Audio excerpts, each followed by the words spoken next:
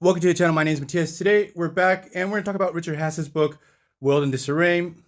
And I reached a moment in the book that it's pretty interesting. He's talking about the post-Cold War and how the concept of self-determination during that time had this ugly mutation where we had certain social groups really hell-bent on settling scores, that this fueled many of the atrocities of the 90s and early 2000s, where we had ethnic cleansings, genocide. This sort of ran rampant during that time. A group within a state defining themselves as a victim and really wanting to redefine the status quo and push for this winner-take-all type of situation that led to many, many deaths. So this led to many internal conflicts that went out of hand, and this also went hand in hand with the fact that many of these states were weak states. Now, even though these nation states were weak states, they had militaries, they had the ability to project their military might, but they were dealing with issues that they had pockets within their territories that were not under their control.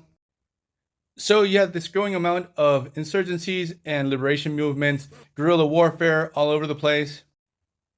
And as the 90s progressed, we had some weak states that would get weaker and weaker, and we would have to deal with failed states where we had a total collapse of the government and it was just utter chaos and anarchy there. Now, in this case, I would say the classic example would be Somalia or Afghanistan. And in the previous one, like a weak state with internal conflicts that started to go overboard, the ex-Yugoslavia. And the thing is that Richard Haass mentions the fact that the United States and their foreign policy didn't know how to deal with these situations.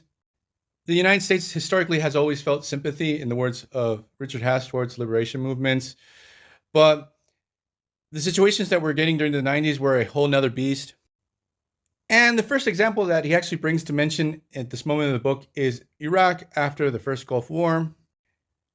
You had a Shia-dominated South and a Kurdish-dominated North, and Saddam Hussein started to go hard with oppressing these two different groups with his military might and even using chemical weapons, like especially with the Kurdish people. So the thing is that the US sort of didn't know what to do with the situation and the nature of what was going down.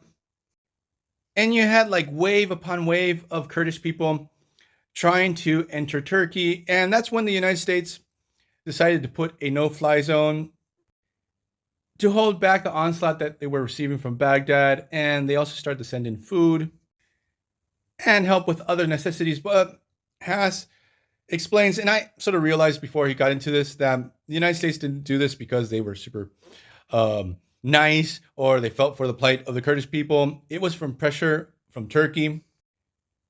Turkey did not want to deal with an influx of Kurdish people in the south of their country because the Kurds also have a liberation movement within their territory. They have a very long history of terrorist activities.